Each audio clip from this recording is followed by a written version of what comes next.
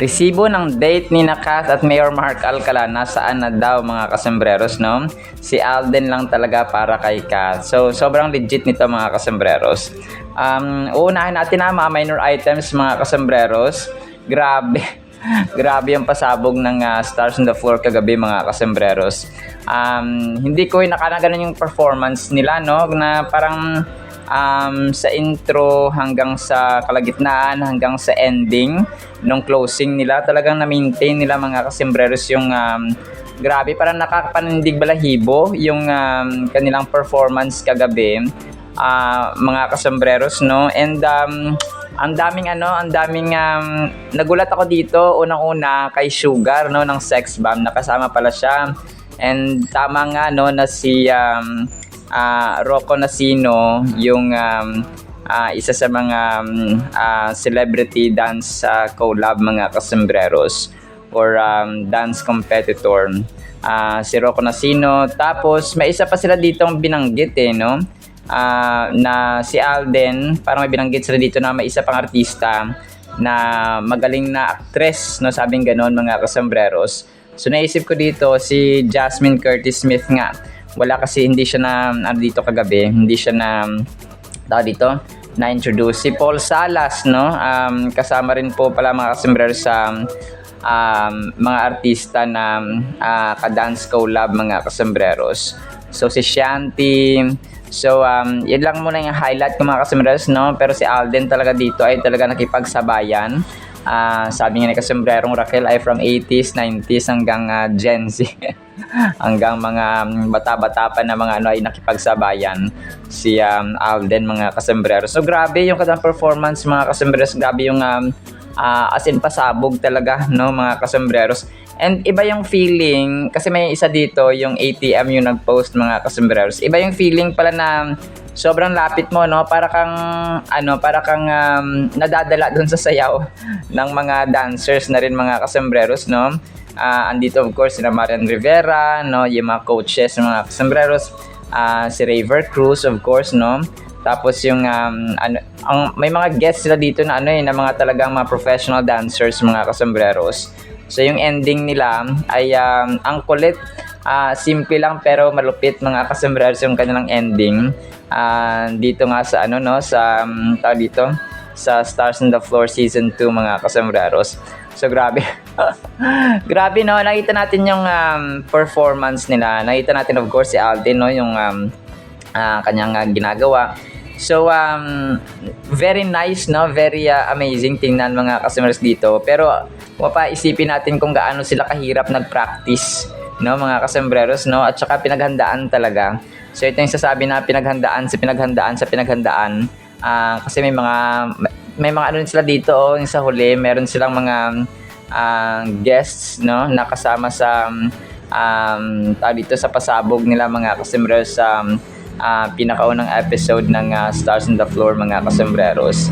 So grabe, ang lupit mga kasembreros, no, napaka-creative talaga at napaka-outstanding ng kanilang concept na ito mga kasembreros. So talagang si Alden dito ay talagang grabe, no. Although pre-taped ito mga kasembreros. Kumaga pa, hindi ko lang din alam kung live ito kagabi mga kasembreros. Kasi si Alden kahapon, di ba, nag All Out Sundays, tapos umattend pa siya ng ribbon cutting doon sa mga kaibigan niya, no.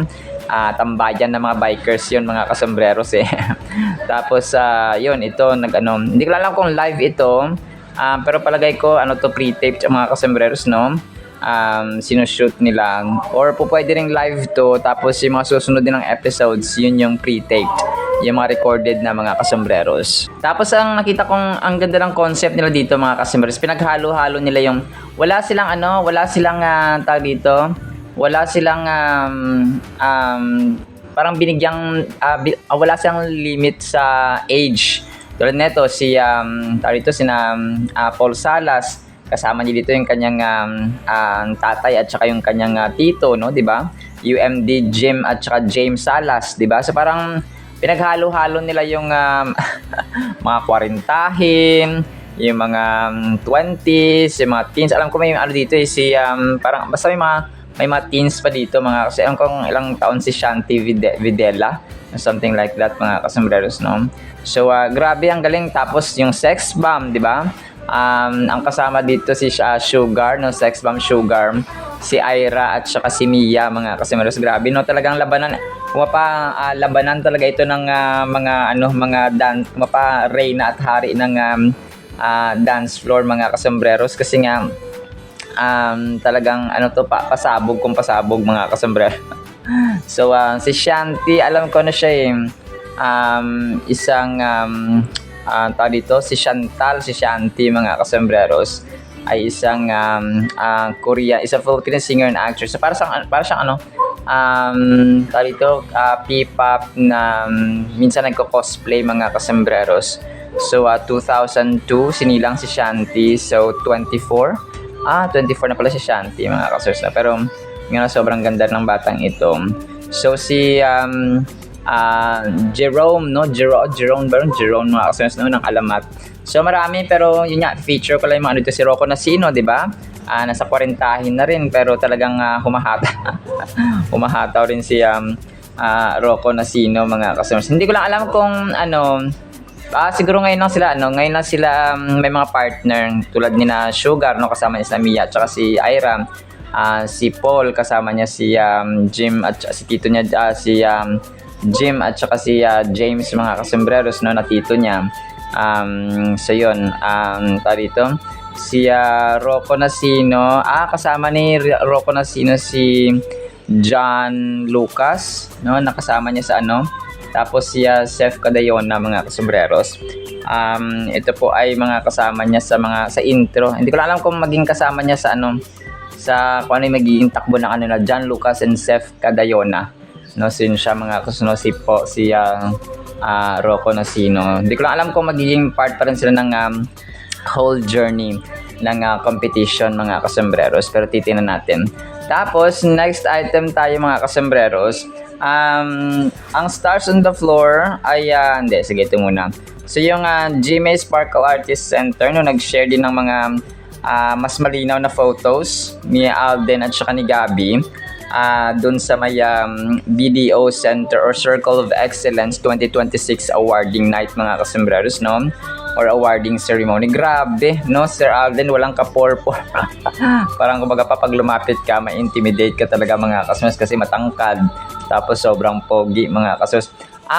Siya, no, parang pag sobrang linaw talaga ng camera ay talaga nakaka-amaze mga kasombreros at saka of course, no, kitang-kita mo talaga yung glow up, no, ni Soiti mga kasombreros, nakatuxedo na black si Tisoy mga kasombreros. Tapos yung sa Stars on the Floor naman niya, meron din shinare or pinost, no, yung Stars on the Floor na mismong Facebook page sa kanilang Facebook mga kasombreros kagabi. Naka-black na ito yata yung leather jacket na ginamit ni Tisoy sa kanyang ARXV concert din, na alam ko twinning din sila dito ni Ma'am Catherine. So parang masyadong no, parang twinning sila mga kasombreros ni Phenomenal Box Office Cinema Queen. Tapos si Ma'am Catherine, pinost to ng isang admin kagabi, no.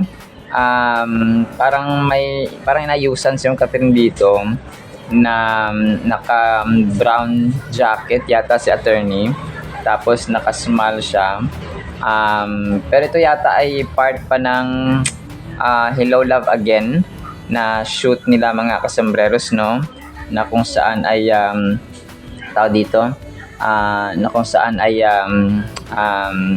sobrang ganda ni Phenomenal Box Office Cinema Queen mga kasombreros. So ito po ay medyo throwback photo pala, no, na pinost ng isang admin kagabi. Tapos ito 5 hours ago, nagpa-picture ang isang fan dito, si Angelito Monroy. Ito yata yung nag-ayos o nagbibihis pa si Alden sa kanyang dressing room, no, before the BDO COE na kung saan nga i-host si Tisoy. Dito ay naka pa lang siya, naka white na pandoob, no, na long sleeve, tapos naka necktie. So hindi, parang neck ribbon mga kasembreros, hindi pa necktie.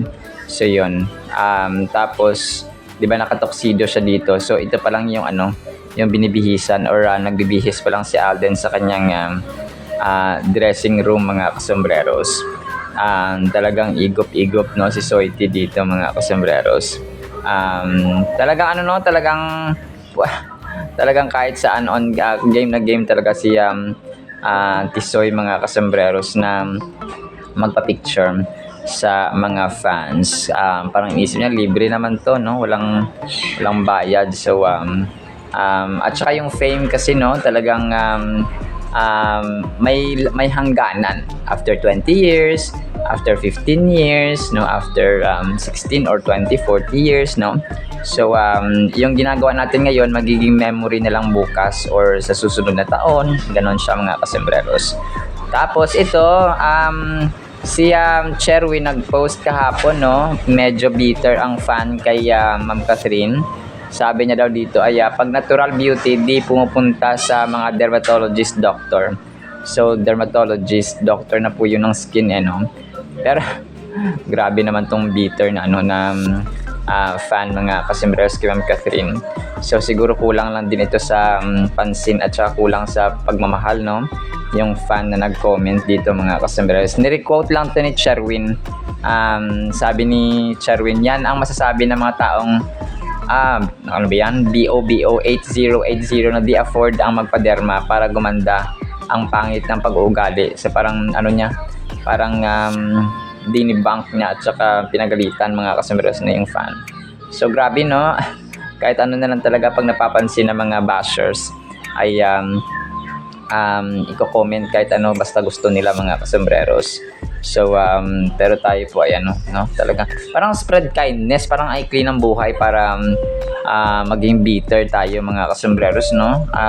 Kaya pa live every moment ng positive vibes, na good vibes, kindness, compassion, and so on. Kasi at the end of the day, tao tayong lahat mga kasembreros, no? We need forgiveness, we need compassion, we need mercy, we need love, no? Ganoon po. Tapos, next item natin, sabi dito, ang layo-layo na talaga ng narating ng ship natin. Dati nanonood lang yung poster ni Jaime kay Kath, ngayon katabi na niya. Happy Valentine's Day, Catherine and Catwolves. So ito yung yung time na parang nung 2016 yata ito. Wait. Wala siyang year Pero yun, nung una daw, si James Reid yung poster niya nakatingin lang kay Catherine. Tapos nung sa recent nga ay tapos bibigyan ka ng ganito. So konting sandal lang mga kasembreros, no, binigyan agad ng mga meaning ng mga tao. Pero yun, no, yung pagsandal niya dito ay nasa taping sila ng Someone Someday nga mga kasembreros ni James Reid. And kahit mag-hug yan sila, this is merely for work lang, no? Trabaho lang talaga ito mga kasembreros na ginagawa ni na James Reid at saka ni Ma'am Kath mga kasembreros. Kasi nga nasa project sila, no? Talagang ginagawa lang nila ito para sa proyekto. Wala ng personal attachments or personal relationship mga kasembreros. Tapos major item tayo, no, nasaan ang resibo daw ng date ni Kath at saka Mayor Mark Alcala. Tapos si Alden lang talaga ang kumagapa, si Kath ay para kay Alden, si Alden para kay Kath. Kasi alam niyo yung unahin ko tong kay Alden. Alam niyo yung sige, unahin ko lang to kay Mayor Mark Alcala na lang. Kasi ni-stalk ko yung kanyang TikTok at saka TikTok, yung kanyang Facebook at saka yung kanyang Instagram. So wala talagang post ng kung anong date sa Valentine's and so on. Baka inisip ko naman baka late na naman niya ipopost mga kasembreros. So pero dito kasi nakita mo na 3 days ago, 2 days ago busy siya sa kanyang mga ganap bilang public servant mga kasembreros. So yun, naghahanap ako naghahanap yung iba ng resibo na saan ang date, no, sa Valentine's Day. Kasi si Ma'am Catherine tahimik din yung kanyang Facebook, kanyang Instagram and TikTok and sa TikTok sobrang bihirang mag-post ni Ma'am Catherine. Sa Facebook ganun din, no. Sa Instagram lang talaga siya mas nagpo-post mga kasembreros. So ako pa yung nagvo-voice over ng 9:30 ng umaga. Wala pa ring post Ma'am Catherine sa kanyang Instagram, tahimik. Ganun din po si Alden naman, of course, na yung Stars on the Floor and so on. And updated naman si Soiti mga kasembreros sa kanyang mga kaganapan sa buhay. Pero yun, si Ma'am Catherine tahimik. So nasaan yung resibo ng date ng Cathmark daw mga kasembreros. So yun ang hinahanap ng mga tao. And maging ako naghahanap at nag-aantay mga kasembreros.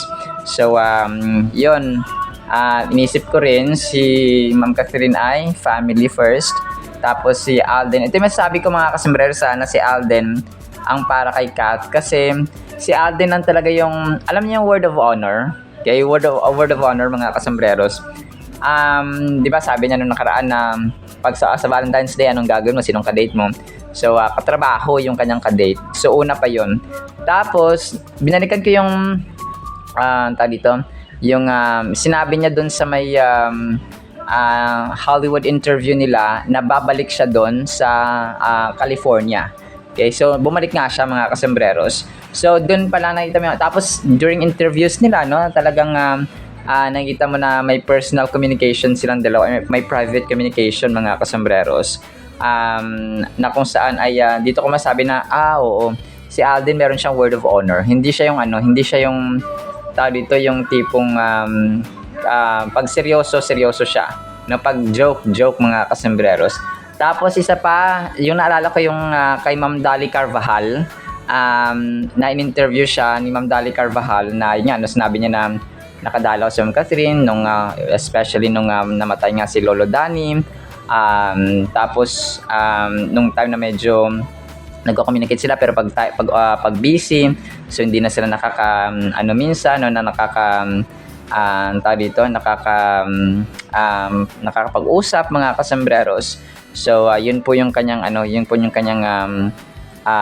sinabi mga pero yun yung nandun yung point, nandun yung thought mga kasembreros na hindi nalulose or hindi nawawala yung kanilang communication mga kasembreros, na kung saan ay meron pa rin silang pag-uusap kapag kaya ng schedule mga kasembreros. So kung kaya para sa atin ay si Alden lang talaga para kay Kath mga kasembreros, kasi nandun talaga nakita ko talaga yung palabra de honor sa Spanish expression mga kasembreros, na may word of honor si Alden. So kapag sinasabi niya na may communication sila ni Kath and so on mga kasembreros, ay so panindigan natin, let's hold on to that word mga kasembreros. Na tapos same talaga sila ng family oriented, pareho silang core values sa buhay. So ganun ang gusto kong sabihin mga kasembreros, na kung saan ay pareho silang family oriented, pareho silang mabait, pareho silang down to earth, pareho sila ng masayahin, makulit, mga ganong tipo ba, nagkakasundo yung kanilang ugali mga kasembreros. So pero in the meantime ay lang tayo, talagang low-key lang tayo na they're always busy sa kanilang daily agenda at schedule mga kasembreros. Pero hangga't walang umaamin kay Mayor Mark, hangga't walang umaamin kay Kath na ganito ganyan, so Team Kath din pa rin tayo at Team Panatag mga kasembreros. Tapos pasegwehan natin si Ma'am Bel mga kasembreros ay na-feature din dito sa kanyang guesting kahapon sa ASAP mga kasembreros. So sobrang cute dito ni Ma'am Bel, medyo may naka-violet siya dito. Tapos medyo kulot-kulot si Ma'am Belinda dito mga kasembreros. So hindi ko lang alam kung si Sir Donnie ay nakauwi na from LA. Palagay ko hindi pa mga kasembreros, weeks siguro sila doon sa Los Angeles mga kasembreros para sa NBA All-Star. So yun po, Alright, so yan na actually sa ating Kath din at Dondel items mga kasembreros. Team Panatag tayo. Tatry kong i-play yung mga videos na pwede kong i-play dito mga kasembreros, Tapos enjoy watching these videos. Tapos yung salita ng Panginoon afterwards. Isang pinagpalang araw po sa bawat isa. Horizon, bakit naman si Horizon Jeremy ninyo ang pinakadapat abangan sa mga P-pop dance stars natin this season? Well, Dance Universe, si Jeremy, panoodin nyo ang paa ni Jeremy, lilipad yan sa dance floor. We're so proud of you, Jeremy. We're so excited to watch you slay the stage here sa Stars on the Floor. Fighting Horizon, Jeremy! Let's go, Jeremy! Go, Jeremy! Jeremy, message mo sa Dance Universe? Of course, ang message ko lang sa inyo, kahit bata ako, pero kailangan nyo talaga to. Panoorin na maayos kasi hindi porket bata ako, babatayin nyo ako. Hindi ako papayag. Oh! Malambing ang pagkakasabi pero palaban. Sobrang power po ng ating Word of God mga kasembreros. Ang title po ay Walang Ibang Pangalan. Acts chapter 4 verse 12, nor is there salvation in any other, for there is no other name, ito yun, under heaven given among men by which we must be saved. Meron tayong supporting verse, no? Philippians chapter 2 verse 10, that at the name of Jesus, every knee should bow, of those in heaven and of those on earth and of those under the earth. Grabe no power ito mga kasembreros. So kung kaya ang title po natin ay Walang Ibang Pangalan. Alam niyo po mga kasembreros, sa mundong ito talagang maraming mga pangalan, maraming mga sikat na mga influential people, powerful people, people in position, people na gumawa ng pangalan sa industriya ng showbiz, sa politics, sa economy, sa government, or sa Philippine history, and so on, sa science, no, sa medical field, sa anumang uri ng endeavor or trabaho mga kasembreros. So, may it be dito sa Pilipinas or sa ibang bansa. And alam niyo po, maraming mga, of course, no, yung mga scientists, no, na sobrang kilang-kilala, mga geniuses. Pero, kung atin pong iisipin, at ito po yung katotohanan talaga, no, na walang ibang pangalan, no, na sasambahin dapat mga kasembreros. Wala ibang pangalan ang dapat na iniaangat. Well, of course, no, we need to appreciate other people, especially our family, yung ating mga kapatiran sa church, no, kaya natin silang appreciate. Pero, to the point na itataas, iaangat, sasambahin, dadakilain mga kasembreros habang buhay, only the name of the Lord Jesus Christ. Sinasabi dito niya, Apostol Pablo sa parehong Acts at saka sa sa Philippians mga kasembreros, no, kasi dito ang sa Acts po ay iba po ang author, no, or nagsulat ng the book of Acts or mga gawa mga kasembreros ay si Luke, no. Medyo nakaka-amaze ito, no, kasi si Luke na isa sa mga nagsulat din ng four gospels ng Matthew, Mark, Luke and John, ay siya din po ang sumulat mga kasembreros ng mga gawa, no, ng mga apostles sa the book of Acts nga mga kasembreros. So sasabi niya dito na walang ibang pangalan, no, sa itaas man or sa ibaba or sa itaas ng sa itaas sa langit, sa ibaba mga kasasin, even under the earth, no, hanggang sa siya, omnipresent mga kasembreros and omniscient. Okay, all powerful at saka all present siya mga kasembreros, na present everywhere, si Lord Jesus Christ. So parati nating isipin na hindi gantong Diyos, hindi ganyang Diyos, hindi gantong Diyos, kundi only Jesus Christ mga kasembreros. Kasi sino ba ang Diyos na pinako sa krus, no? Sino ba ang Diyos na isinilang in spirit, no? Tapos isinilang siya ni Virgin Mary. Sino ba yung Diyos na kaisa-isang anak na makapangyarihang Diyos, no? Sino yung Messiah, no? Sino ang Son of the Living God, no? Only Jesus Christ mga kasembreros. Kaya ni-emphasize dito pareho ni Luke at saka ni Apostle Paul mga kasembreros na walang ibang pangalan, no, ang dapat sambahin, ang magliligtas sa atin, ang ang tumubos sa atin mga kasembreros, only the name of the Lord Jesus Christ. So kung kaya karapat dapat siyang sambahin, dakilain at purihin mga kasembreros magpakailanman. Acts 4:12 is a profound statement that the exclusivity and power of salvation through Jesus Christ. It asserts that there is no other name under heaven given among men by which we must be saved. This verse is central to Christian doctrine and emphasizes the unique role of Jesus in the salvation of humanity. So nga, no, talagang unique role of Jesus Christ mga customers. Kasi wala nang ibang Diyos eh. May yung ibang mga yung Diyos ng ibang mga religions ay napako ba sa krus, tapos sa ikatlong araw ay diba, namatay siya after na mapako sa krus. Tapos sa ikatlong araw ay nabuhay, nag-resurrect, tapos bumalik sa heaven, and then all powerful na siya doon mga customers, no, governing mga customers eternally. So wala, 'di ba? So kung kaya only Jesus Christ na walang ibang pangalan na dapat sambahin at dakilain mga kasembreros at saka purihin magpakailanman ay tawag dito, si Lord Jesus Christ lamang, or ang pangalang Jesucristo lamang mga kasembreros.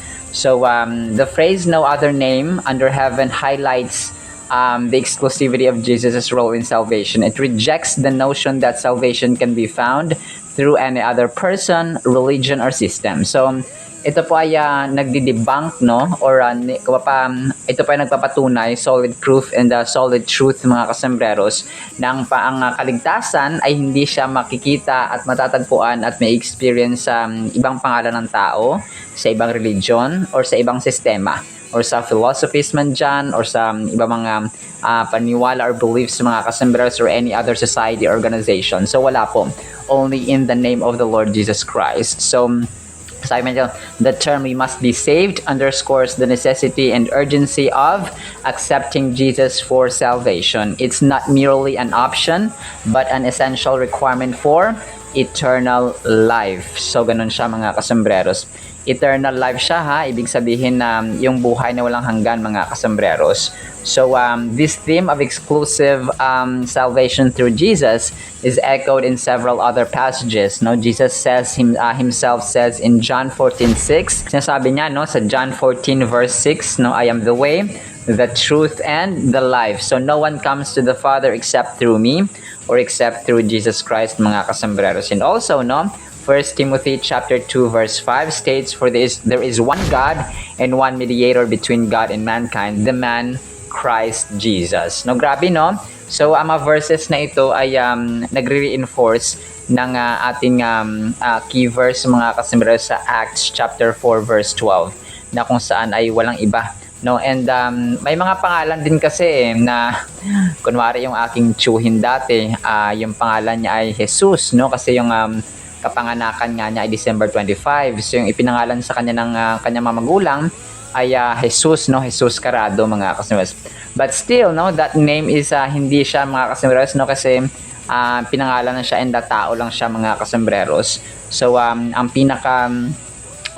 pinakapangalan na dapat nating sinasamba, dinadakila ay walang iba kundi ang Jesucristo na anak ng kaisa-isang anak ng Diyos Ama mga kasembreros sa langit. So the claim of exclusive salvation through Jesus may seem controversial in today's diverse and pluralistic society, yet it offers a clear and definitive answer to the question of how one can attain eternal life. So kasi talagang ngayon pag matatalino ng tao, for example, hindi na sila naniniwala sa mga truths or mga katotohanan kagaya nito mga kasembreros. Pero no, sa mga mananampalataya lang, sa mga talagang naniniwala mga kasembreros in faith, ito yung kanilang gagawin. Pero kapag hindi ka talaga naniniwala because sarado ang isip mo, for example, isa kang atheist or agnostic, ay talagang hindi ka maniniwala kahit na sampalin ka ng katotohanan mga kasembreros. So talagang may mga tinawag, may mga pinili, no, may mga tinawag ngunit hindi nag-respond mga kasembreros at hindi naniwala. So which is definitely may kalakip na judgment or may nag-aantay na judgment. Acts 4:12 calls us to a decision. It's not just a historical statement but a present-day invitation to recognize Jesus as our Savior. So kailangang i-recognize natin siya mga kasembreros. So hindi siya passive na belief or faith mga kasembreros na yes, naniniwala ako but wala kang gawa, no? Tapos may gawa ka naman, wala kang pananampalataya. So hindi dapat ganoon. Dapat pag may pananampalataya, may kalakip na gawa, no? Kasi kahit nasabihin mong ganito ka, ganyan ka, kung hindi mo naman gagawin, parang parang gusto ko maging teacher, pero hindi ka naman nag-aaral, di ba? So wala rin, no? Parang gusto mo maging medyo hayahayang buhay, so tamad ka naman. So parang gano'n. Parang ganoon mga kasumers, no, nananatili lang siyang theory or teorya na hindi magkakatotoo because doon ka lang sa teorya naniniwala mga kasembreros. So, are you ready to embrace the salvation offered through Jesus Christ? This verse encourages us to find assurance and hope in the unique and powerful name of Jesus, knowing that through Him alone, we are saved. So, may nagtanong sa akin dun sa TikTok, no, may nag-comment na sabi niya, kailangan ko ba bang gumawa ng mabuti para makaligtas or maligtas? Sabi ng ganon. Sabi ko hindi, no, according sa salita ng Panginoon na sa Ephesians chapter 2 verses 8 to 9, ang kaligtasan po ay sa pamamagitan ng pananampalataya kay Lord Jesus Christ at sa kanyang grasya. Okay? Yung paggawa natin ng mabuti ay resulta lamang po yan na tayo po ay ligtas na.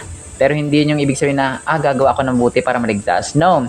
You are already saved. That is why you are doing good works. So, priority ba? Priority number 1, priority number 2. So, una lang yung number 1 talaga na we are saved through the grace of our Lord Jesus Christ and through faith mga kasumberos natin sa Kanya. Kasi hindi tayo maligtas kapag wala tayong pananampalataya na kaya niya magligtas, no? Ganon siya mga kasumberos. So, bilang tayo po ay ligtas na, natanggap natin si Lord Jesus Christ bilang ating Panginoon at tagapagligtas ng ating buhay, so gagawa tayo ng mabuti. So, parang yun yung fuel, no? Yun yung, kumbaga pa yung gasolina na magpapaandar sa atin para gumawa ng mabuti.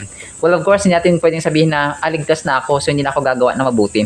So, hindi rin po pwedeng ganoon, no? Kasi resulta nga yun, hindi rin masasabing ligtas ka na kung hindi ka gumagawa ng mabuti. Okay? Kasi nga, ang taong ligtas na ay magkakaroon siya ng Christ-likeness. Kung anong ugali ni Kristo, no, mahabagin, matulungin, maawain, loving, caring, kind, humble, and so on mga kasembreros, ay yun din yung gagawin natin because yung banal na espiritu ay makakasama or ibibigay niya sa atin to be our leader, to be our guide, to be our advocate, to be our helper mga kasembreros, to be our support sa anumang gagawin natin. So kung kaya kapag tayo po ay ligtas na, ay gagawa tayo ng mabuti or ito yung magdadrive sa atin, no, na gagawa tayo ng or para gumawa tayo ng mabuti mga kasembreros. Alright? So kung kaya parati nating tatandaan na walang ibang pangalan yung magliligtas sa atin, walang ibang pangalan na makakapag-provide ng kapayapaan, ng pag-ibig, no, ng pangunawa sa atin at saka magpapanatili ng kumbaga pa ng peace, no, kapayapaan, ng pag-ibig at saka ng pag-unawaan sa loob ng tahanan. Every good attribute ng mga kasombrero sa ating mga puso't isipan. Alright? So yun lang sa ating Word of God, ha? Nakapagpagpalain po tayo ng pag-ibig, pananampalataya, pag-asa, and katotohanan na hindi natin makikita at ma-experience sa iba ang kaligtasan, kundi kay Lord Jesus Christ lamang, the only Son or the only begotten Son of our God the Father in heaven.